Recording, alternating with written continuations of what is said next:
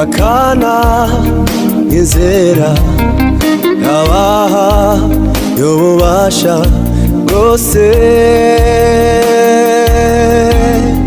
bwo kwitwa abana b'Imana,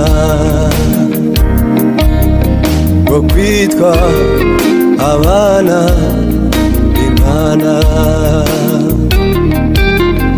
Abamwemeye bose bakana mwizera